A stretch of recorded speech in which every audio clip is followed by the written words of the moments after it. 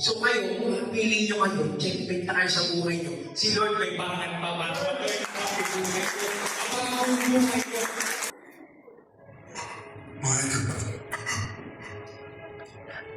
My God, why have you forsaken me? Pero hindi po tayo nagluluksa.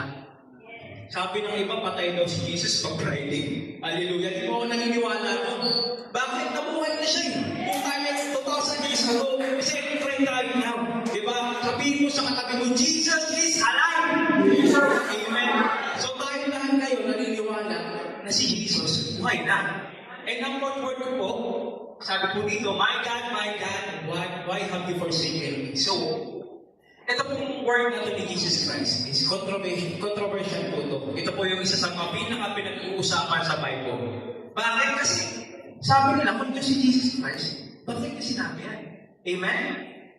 So kahit po ako nag-aral po ako, gusto kong malaman kung bakit pa sinabi ni Jesus Christ that time, nung nasa cross siya. So natuknasan ko po na si Jesus Christ, sino dito naniniwala? Si Jesus Christ ay Diyos. Taas ka ba? Naniniwala? 100% Jesus Christ is God. So, mapapatunayan natin sa Bible niya. Sige, Ate Pat, next verse. Okay po? Yan, John 1:1. Nang pasimula pa lang ay naroon ang salita, at ang salita ay kasama ng Diyos, at ang salita ay Diyos. So, sino ang salita? Sino yun? Jesus Christ. Paano natin nasabi si Jesus Christ? Next verse po. Ang salita ay naging tao at nalirahan sa piling natin, nakita natin, namin ang kalwati ang tunay na kanyang bilang na isa-isang anak ng Ama. Siya ay puspos ng kagandahan ng loob at katotohanan. So yung salita, nagkatawang tao. Amen. So sino yung kanina? Yung salita ay Diyos. 100%. Sino ba yung nagkatawang tao? Si Jesus Christ lang. And that time po, si Jesus Christ, 100% man. Ibig sabihin, nung nasa ko siya, nung pinako siya, nasasaktan siya. Diba? Nahihirapan siya. Kumbaga, sakit na. Pero ninyo, nilatigo, pinagbuhat ng krus, pinakusak. Sobrang hirap that time. Amen? And lahat ng paghihirap na yun, tingin nyo ba deserve niya? Hindi. Tingin nyo, sir, wala naman siyang kasalanan. Di ba? Sino may kasalanan? Tayo. Tayo yung may kasalanan eh. Pero siya yung nagpakahirap, yung nag-suffer, nag-receive ng pain para sa atin. Amen? So, dapat tayo. Alam mo yun? Matuwa, maging grateful, magalang. That's why we celebrate. We do not mourn anymore because someone died from that cross to save you. Amen. So, pinakita dito na tao na sila that time.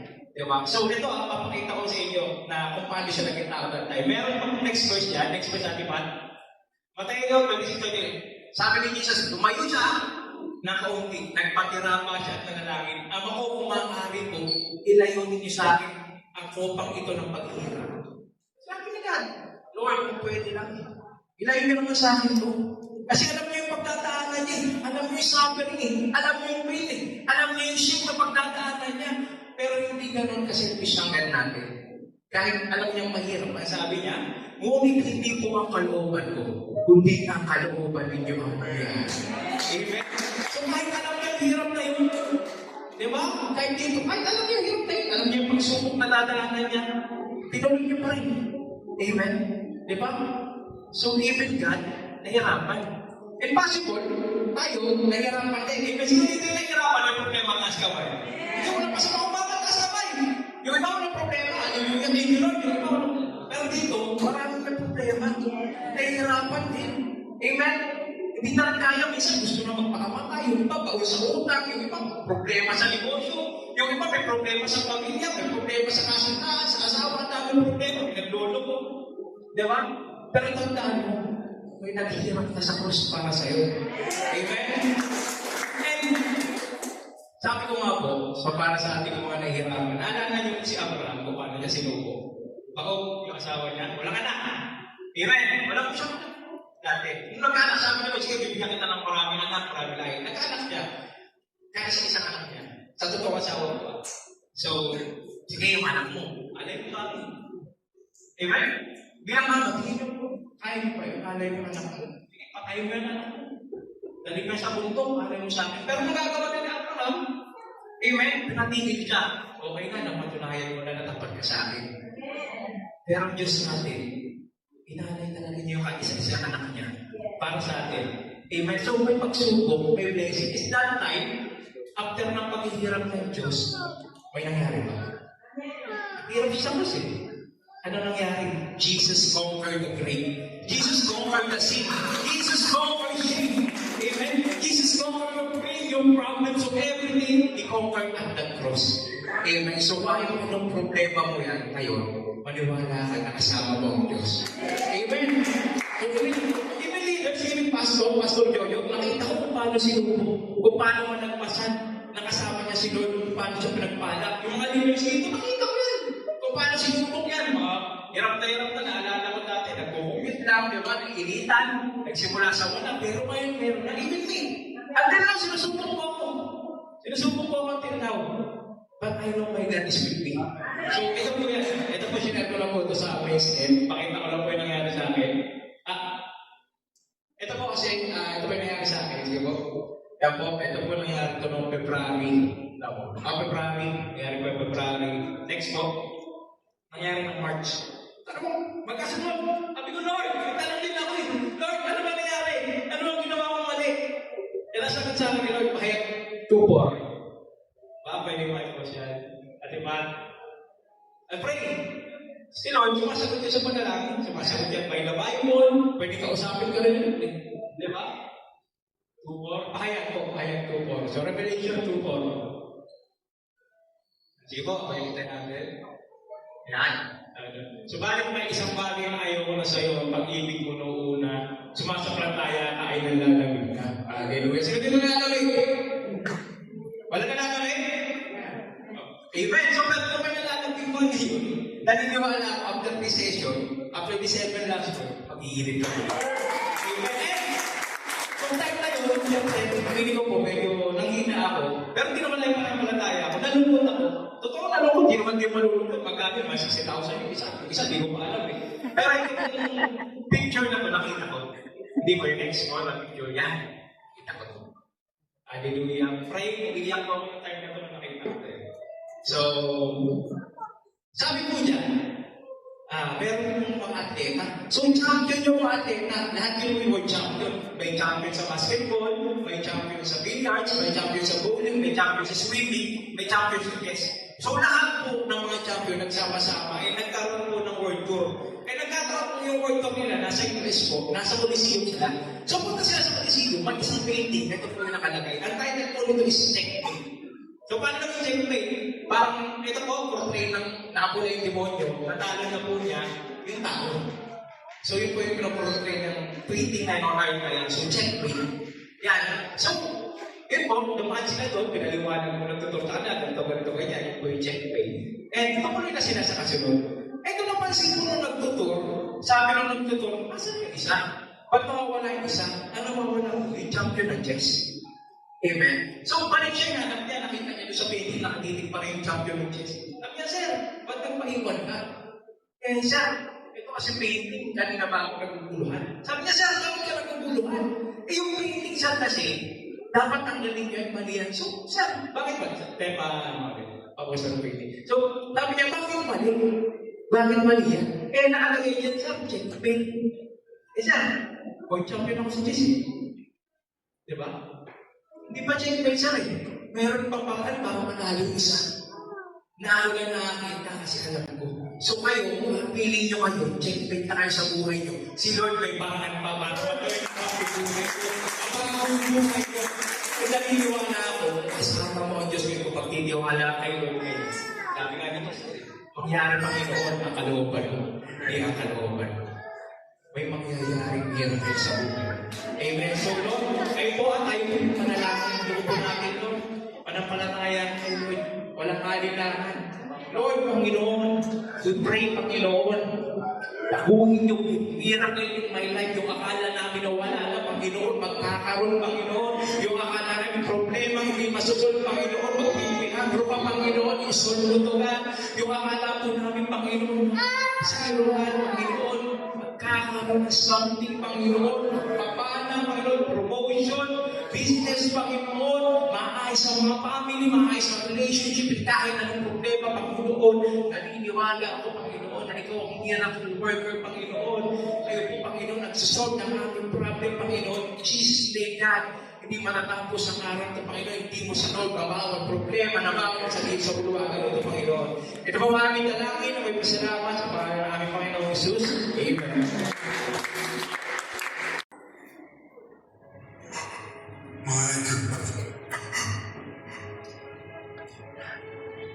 My God, why have you forsaken me?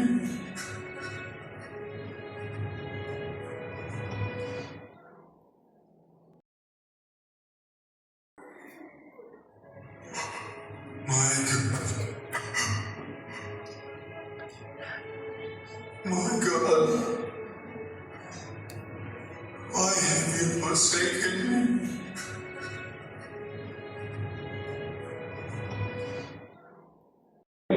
Kung anong ginawa ng Panginoong Jesus sa cross. Amen.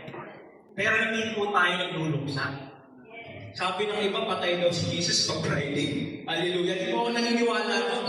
Bakit nabuhay na siya? Kung tayo ng 2,000 years ago, second friend tayo now. Di ba? Sabihin mo sa katabi mo, Jesus is alive! Amen. So tayo lahat kayo naniniwala na si Jesus buhay na.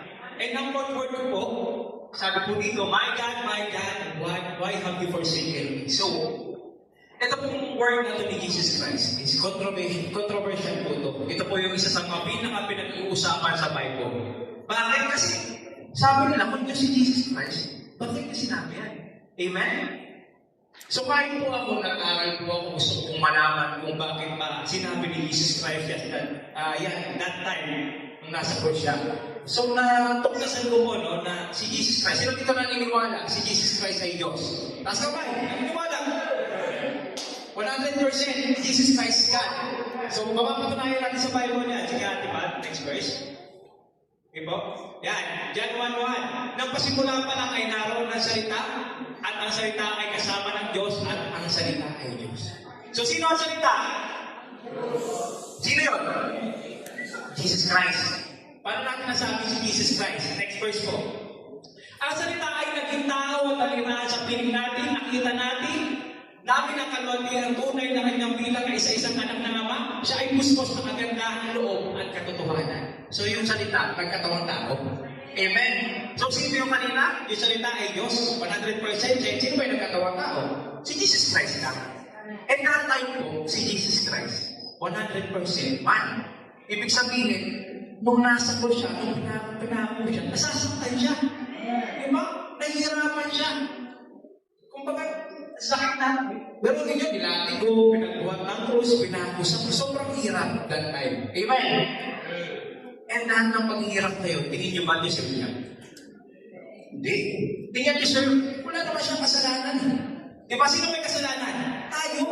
Tayo yung may kasalanan eh. Pero siya yung nagpakahirap, yung nag-suffer, nag-receive ng pain para sa atin. Amen? So, dapat tayo, alam mo yun, matuwa, maging grateful, magalang. That's why we celebrate. We do not work anymore because someone died from that cross to save you. Amen? So, pinakita dito na tao na si God that time. Diba? So, ito ang papakita ko sa inyo na kung paano siya naging tao that time. Meron pang next verse dyan. Next verse natin pa. Mateo 26:20. Sabi ni Jesus, lumayo siya na kaunti. Nagpatira pa siya at nanalangin. Ama ko, kung maaari po, ilayo ninyo sa akin ang kopang ito ng paghihirap. Sabi ni God, Lord, kung pwede lang. Ilayo niyo naman sa akin to. Kasi alam niyo yung pagdadaanan niya. Alam niyo yung suffering eh. Alam niyo yung pain eh. Alam niyo yung shame na pagdadaanan niya. Pero hindi ganun kaselfish ang God natin. Kahit alam niyang mahirap, ang sabi niya, ngunit hindi po ang kalooban ko, kundi ang kalooban ninyo ang mahirap. Amen? So kahit alam niya hirap na yun, di ba? Kahit dito, kahit alam niya hirap na yun, alam niya yung pagsubok na dadaanan niya, tinuloy niyo pa rin. Amen? Di ba? So even God, nahirapan. And possible, tayo, nahirapan din. Amen? Sino dito yung nahirapan yung problema ng askaway? Yung wala pa sa mga bata ng askaway. Yung iba walang problema. Yung thank you Lord, yung iba walang. Pero dito, maraming may problema. Nahihirapan din. Amen? Hindi talaga baon sa utang, yung iba problema sa negosyo, yung iba may problema sa pamilya, may problema sa kasintahan, sa asawa, ang daming problema, may naglolo ko. Di ba? Pero tandaan mo, may naghihirap na sa krus para sa'yo. Amen? And sabi ko nga po, so para sa ating mga nahihirapan, naalala niyo si Abraham kung paano niya sinuko. Bako, yung asawa niya, wala ka na. Amen? Wala ko siya. Dati. Nung nagkaanak, sabi naman, sige, bibigyan kita ng maraming anak, maraming lahi. Nagkaanak niya. Kaya sa isang anak niya. Sa totoo asawa ko. So, sige yung anak mo. Alay mo kami. Amen? Bilang mama, tingin mo, kaya mo pa yun. Alay mo anak mo. Sige, patay mo yung anak mo. Dali mo sa bundok, alay mo sa akin. Pero magagawa din ni Abraham. Amen? Pinatigil siya. Okay na, napatunayan mo na natapat ka sa akin. Pero ang Diyos natin, inalay talaga niyo yung isa-isa anak niya para sa atin. Amen. So may pagsubok, may blessing. Is that time, after ng paghihirap ng Diyos, may nangyari ba? Hirap siya kasi. Ano nangyari? Jesus conquered the grave. Jesus conquered the sin. Jesus conquered sin. Amen. Jesus conquered your pain, your problems, so everything, He conquered at the cross. Amen. So kahit anong problema mo yan ngayon, maniwala ka na kasama mo ang Diyos. Amen. Even leaders, even Pastor Jojo, nakita ko kung paano sinubo, kung paano man nagpasan, nakasama niya si Lord, kung paano siya pinagpala. Yung mga leaders dito, nakita ko yan. Kung paano sinubok yan, mga hirap na, naalala ko dati, nagkukumute lang, di ba, nag-initan, nagsimula sa wala, pero ngayon meron na, even me. Until now, sinusubok ko ako. Sinusubok ko ako until now. But I know my God is with me. So, ito po yan. Ito po, sinare ko lang po ito sa ASM. Pakita ko lang po yung nangyari sa akin. Ito po kasi, ito po yung nangyari sa akin. Sige po. Yan po, ito po nangyari ito noong February. February. Nangyari po yung February. Next po. Nangyari ng March. Ano po? Magkasunod. Sabi ko, Lord, tanong din ako eh. Lord, ano ba nangyari? Ano ang ginawa kong mali? E nasagot sa akin ni Lord, pahayag 2-4. Pwede mo ito siya. At diba? I pray. Si Lord, sumasagot niya sa panalangin. Sumasagot niya by the Bible. Pwede kausapin ka rin. Diba? 2-4. Pahayag 2-4. So, Revelation 2-4. Sige po, pakikitin natin. Yan. Subalit may isang bagay na ayaw ko na sa'yo, ang pag-ibig mo noong una, sumasaplantaya ka ay nalalamig ka. Hallelujah. Sige, di mo nalalamig. Wala ka nalalamig? Amen. So, pwede naman nalalamig mo ngayon. Naniniwala ako after this session, after this 7 last week, mag-iilit ka. Amen.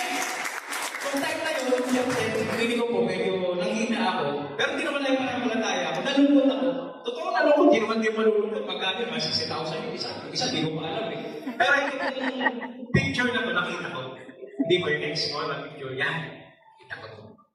Hallelujah. Pray, umiyak ko ako ng time na ito na nakita ko.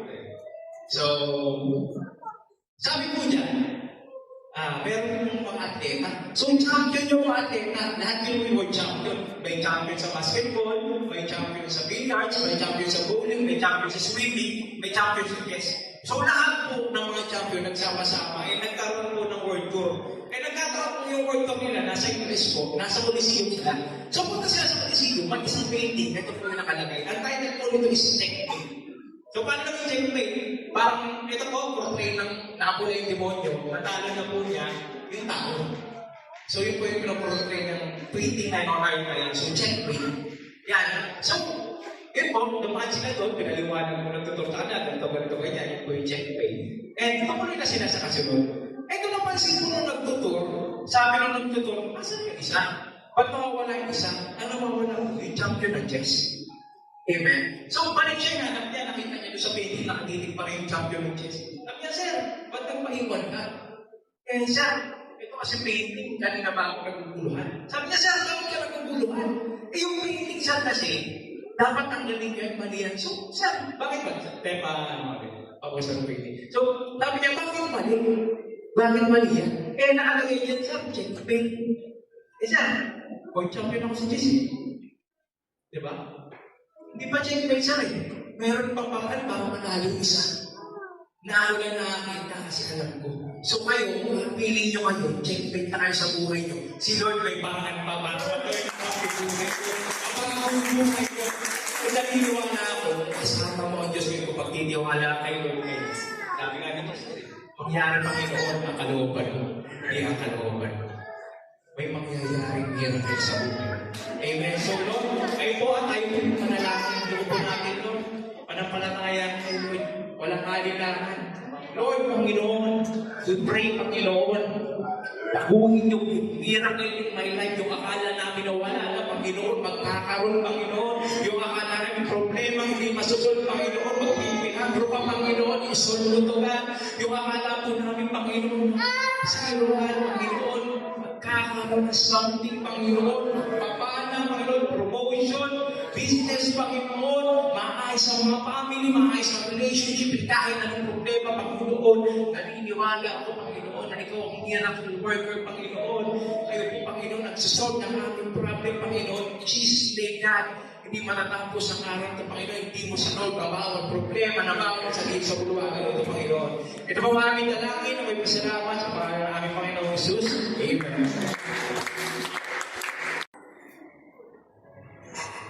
My God. My God. Why have you forsaken me?